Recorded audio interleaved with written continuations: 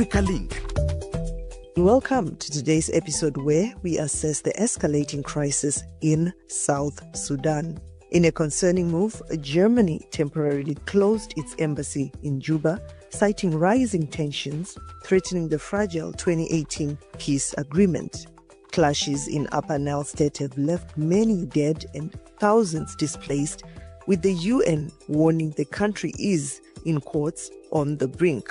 As international concerns grow, we also see the potential for positive change. Will South Sudan's leaders pull the nation back from the edge of renewed conflict?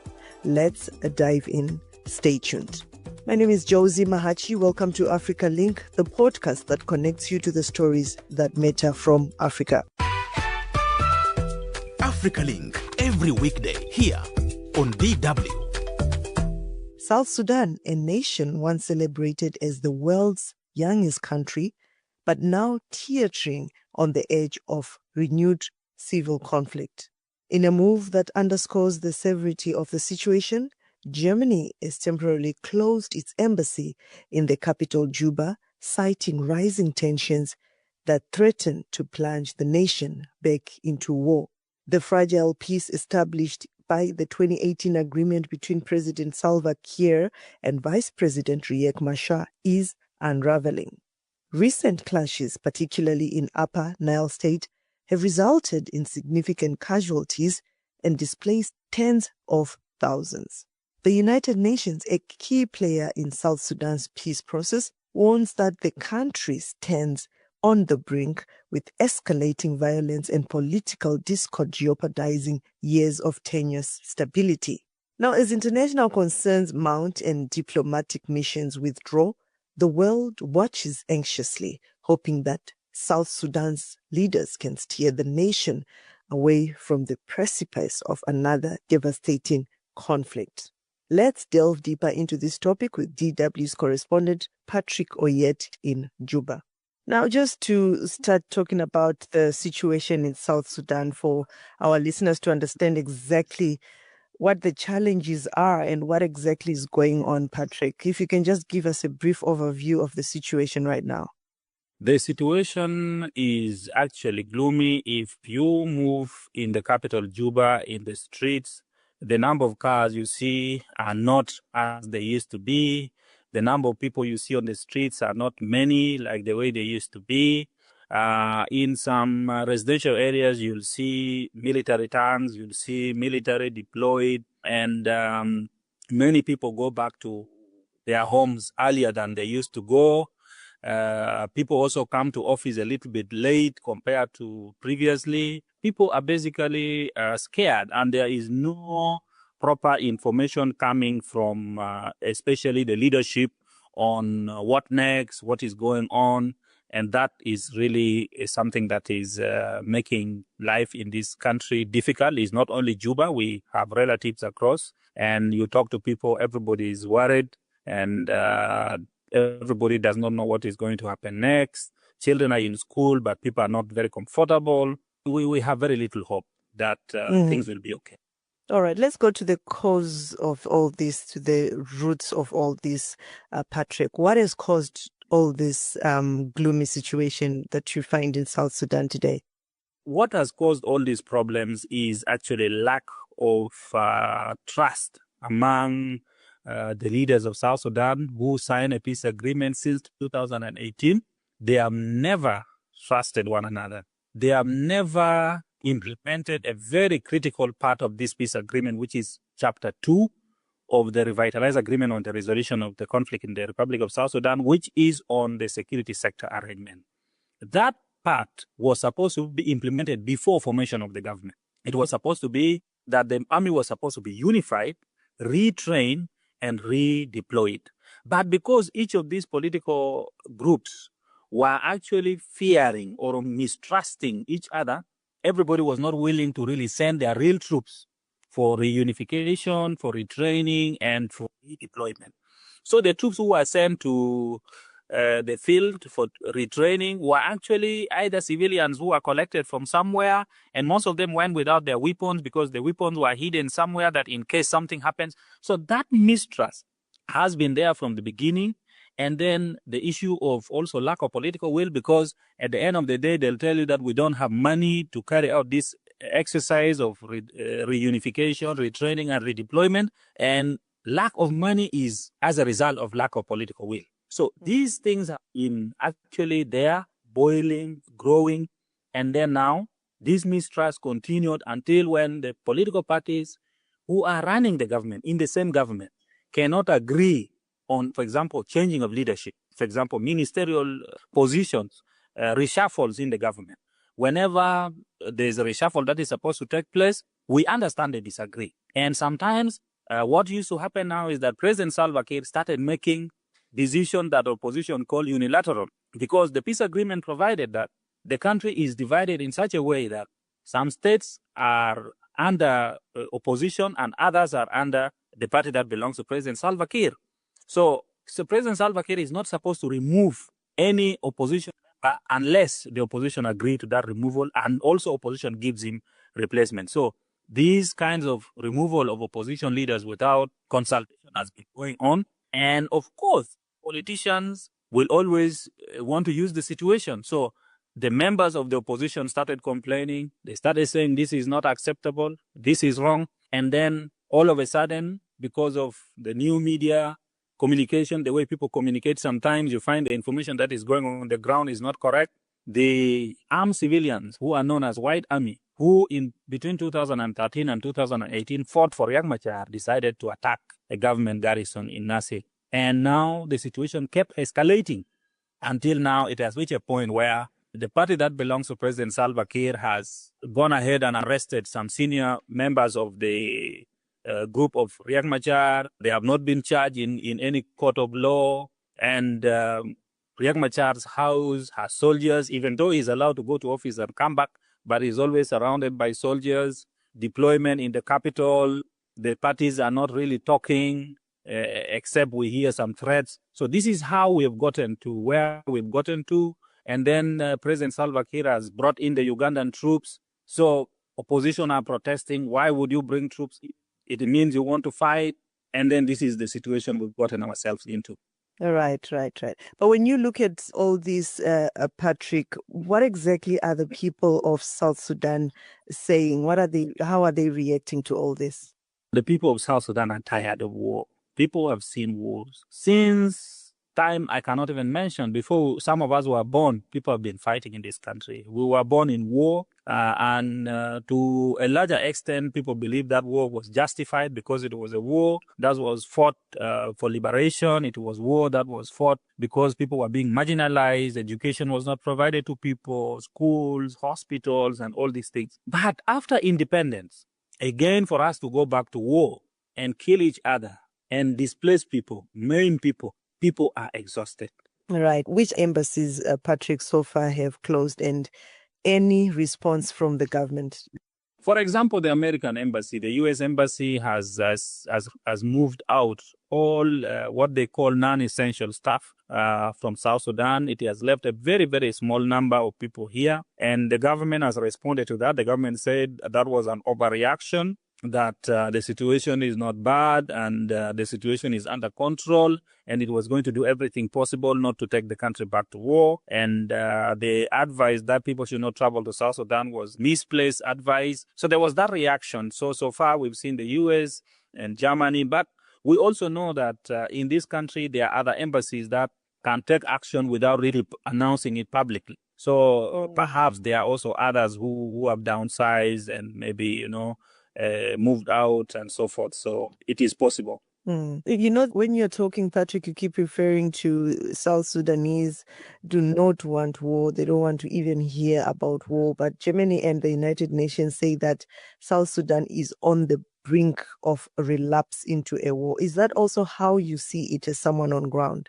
Of course, we see that, because the kind of deployment that is being done on the streets, especially in the evening hours, the lack of the politicians coming together to make statements that can give confidence to the people, and then the kind of writings we see on social media from both sides show that there is really a very, very high chance of people going back to war, even though the people of South Sudan do not want war. And that's the reason as to why perhaps the Ugandan army are here to help, because the South Sudanese people themselves are not very much interested in fighting anymore. So we are afraid also that if this is to become a war, then it may drag the entire region in, because we know what is going on in Sudan between the Rapid Support Forces and the Sudan Armed Forces, and they come up to the border of South Sudan.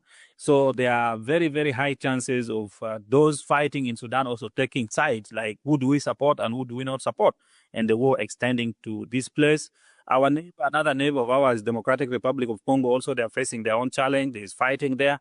So the fighting can really become a very big problem. Uganda has already entered. Who else may enter? We do not know. So we are very, very much worried, and the people of South Sudan are worried about this situation. All right. And as we wrap up our discussion, Patrick, just looking at the region, you said the meeting that was supposed to happen did not happen. It's been postponed. But how then do you see this panning out? Do you feel like the region has to do more? And also, obviously, looking at this particular situation, in your opinion, as a journalist and someone who's on ground talking to people, what solutions do you think needs to be done for peace to be brought back into South Sudan? Well, I think now the Africa as a whole needs to unite to push the leaders to walk the path of peace. The region has tried, and it continues to try. This I can say without any fear of contradiction. I have seen with my own eyes when this conflict started in Nasir. The Ethiopian delegation was here. Uganda sent its deputy minister of foreign affairs, what they call the minister of state for foreign affairs in Uganda, came here. Kenya sent a delegation here. Djibouti sent a delegation here. The president of Djibouti was in Dubai when this conflict started for meetings. He had to cancel his meetings in Dubai to come back to Djibouti and organize an extraordinary meeting of the heads of state and government of IGAD region, which South Sudan did not attend. And up to now, they're trying to send in members. But our leaders are not listening. They are not even willing. Even now, as I speak to you, I can tell you that the chief of defense forces of the regional countries are here in Juba. They have come here to try to talk to the leaders, to try to talk to the military, to try to resolve the problem. But I understand they are not even being met. So I feel that the region is doing much. The region is trying its best, because at the end of the day, if this becomes a full-scale war, the region will suffer. People will run from here to those regions. In this economic situation, which is difficult for everybody, with the changes in the world politics, refugees are going to be there. It will give a burden to the countries that will host them. A lot of problems will come. So the region is trying, but the South Sudanese leaders not really receptive to what the region is trying to do. So it is important for African Union to also join the regional bodies like Intergovernmental Authority on Development or East African Community to try to push these leaders. Because at the end of the day, they will fight, but they will still go and talk. At the end of the day, nobody is going to win anything except for killing people, for displacing people, destroying the little infrastructure we have, and then they go and sit in a room, negotiate, and come back again.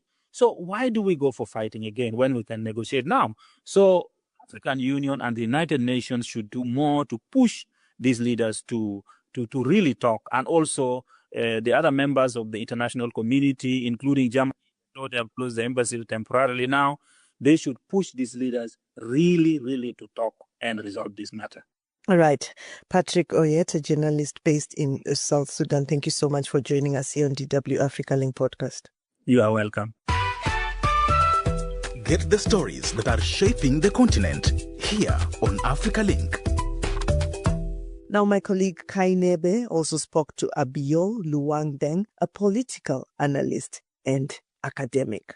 Okay, so I'd like to talk about the rival leaders in South Sudan, Riek Machar and Salva Kiir. Is it really in their interests that the instability in South Sudan continues? And the reality is that the fact that you end up having these rival leaders out of multiple things, but mainly due to the type of resources that we find in the Sudan and South Sudan, which, being onshore oil. And when you have oil, you need to have some government that is going to control that area. So it makes it much more likely that you're going to have conflict between two different sides. And this was discussed already by people like Paul Collier at the World Bank in the 90s, when discussing why certain countries have proclivities towards which type of war, right? Based on some of the resources. So South Sudan's main export being oil has always led it to be one in which any non-state actor, any group that is opposing a central government, and whether that be the current government that is inherited from a movement that was opposed to the then Sudan state, it's always going to kind of end up in a situation in which there's a need for there to be some sort of different government vision, package, and promise in order to get people to support that view and then be able to, access to those resources. Yeah, but at that point, I just want to say that South Sudan actually voted to become independent from Sudan, specifically to, be able to have a say over its future. And that's actually quite different from how other African nations gained independence, but it still seems to be a problem, right? Well, South Sudan in that sense, South Sudan is unusual in Africa. So, and that to a certain extent, South Sudan is extremely exceptional in Africa, but also extremely common of the African experience. And I think it's a reality that the reason why South Sudanese voted for independence is because it was either you vote for independence and you align yourself with other sub-Saharan African countries, or you accept the northern view, which for South Sudanese people, for very, I think, obvious reasons, was seen as a continuum of the kind of Arab or Turkish vision of Africa, which is, you need to suppress your African identity. You need to identify yourself as Arab or something else, or you need to change your religion. I mean, this is a country in which, Islamic law had been imposed. And we can talk about the differences between North and South Sudan and why they split, whether it was for religious reasons or because of military situations or even economic situations. But at the end of the day, you still have the situation where the population of South Sudan is somehow beholden to this rivalry between Riek Machar and Salva Kiir. It just looks like everybody's losing from this situation. I have to agree with your view that everyone is losing. I mean, and the saddest part too is the majority of South Sudanese people are very young. It's one of the youngest populations in the world. I think something like 75% of the population is under 35. So most of these people have never known more than 5 years about war. Most of these people are people who do not even understand how a state functions.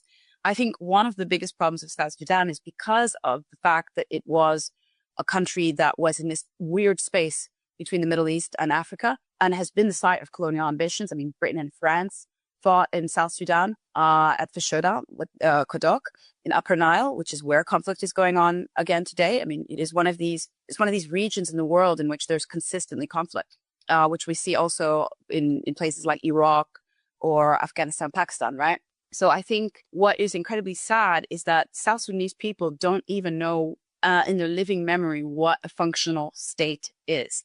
And in the context of the current world, why things have gotten to this point, a lot of that has to do with the fact that we've entered into an era of, frankly, barefaced realpolitik. There is a global race for resources.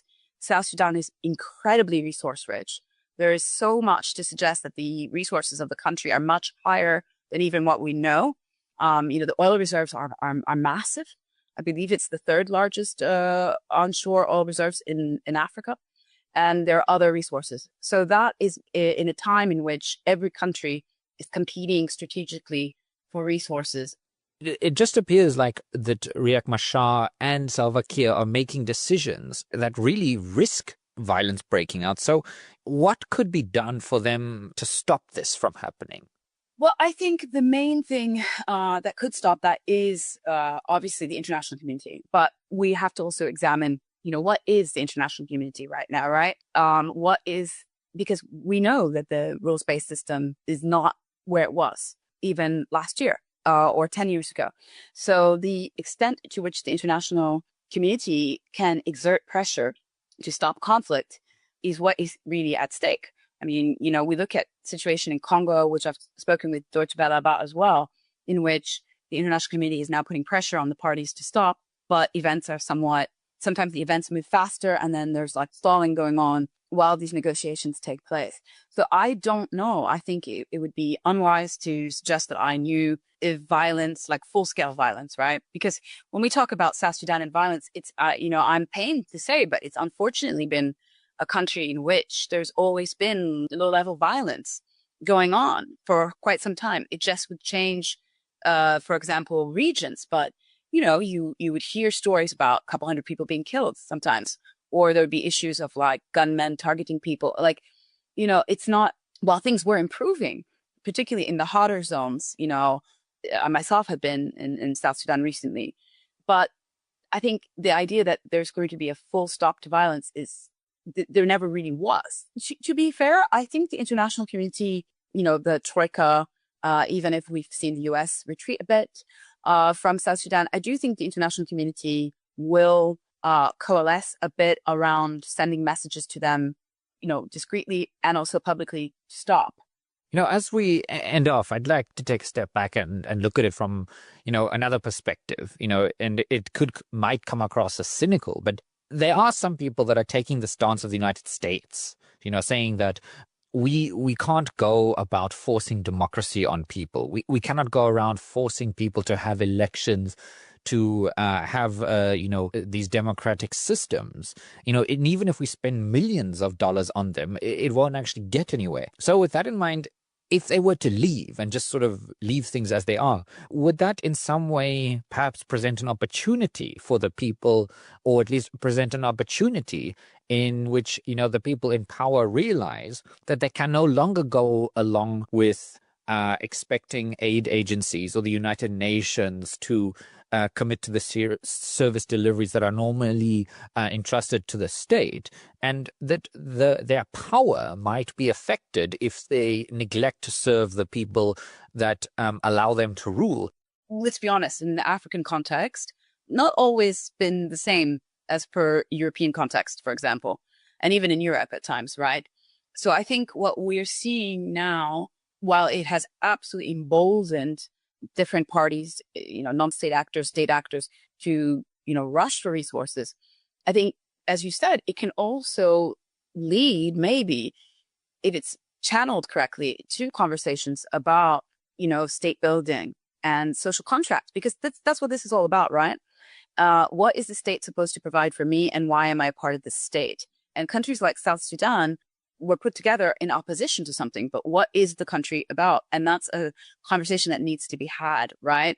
What do we believe in? What do we believe our state is about? And even in my other nationality in the United States, we see these conversations taking place. I think this is a big issue. And I think many African countries, not just South Sudan, are having those issues, honestly.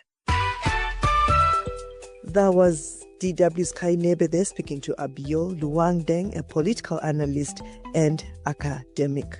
That's it for this edition of Africa Link. Remember, you are not just a listener, but a crucial part of our community, and your engagement can shape the direction of our discussions. We value your insights and encourage you to share your thoughts with us. Remember, you can find all of the Africa Link podcast episodes on Spotify and Apple. This podcast was co-produced and edited by Isaac Mugabi. My name is Josie Mahachi. Thanks for listening. It's bye for now. DW News. Here are today's top news stories and why they matter. Angola has decided to end its mediation efforts between factions in the ongoing conflict in the Eastern Democratic Republic of Congo. Angola has been trying to bring the M23 rebels, the Democratic Republic of Congo, and Rwanda together to end the conflict. So why end mediation efforts now? The Angolan presidency, in a statement on Monday, cited what it calls a series of failed negotiations and external interference. Portions of the statement read, and I quote, Angola has always believed in the need for direct negotiations between the DRC government and the M23 and has worked towards this goal and secured the consent of both parties for the first round to take place in Luanda on the 18th of March this year, end quote. Meanwhile, at a heads of state meeting on Monday, the political blocs of Southern and Eastern Africa expanded the mediation team to negotiate an end to the M23 offensive. Rwanda described the meeting as fruitful. The two blocs appointed 5 former heads of state, including Nigeria's Olusegun Obasanjo, South Africa's Kgalema Motlanthe, and Ethiopia's Sahle-Work Zewde, to facilitate the peace process. Elsewhere, the United Nations has warned that South Sudan is on the brink of another civil war as violent attacks on civilians continue. What is triggering the latest concerns? The latest tensions stem from fighting in the country's north between government troops and a rebel militia known as the White Army. The rebel group is widely believed to be allied with Vice President Riek Machar. On March the 4th, the White Army overran the military garrison in Nasir and government troops responded by surrounding Machar's home in the capital, Juba, and arresting several of his key allies. Days later, a South Sudanese general was among several people killed when a United Nations helicopter on a mission to evacuate government troops from the town of Nasir, the scene of the fighting in Upper Nile State, came under fire. The UN's top official to the country, Nicholas Haysom, on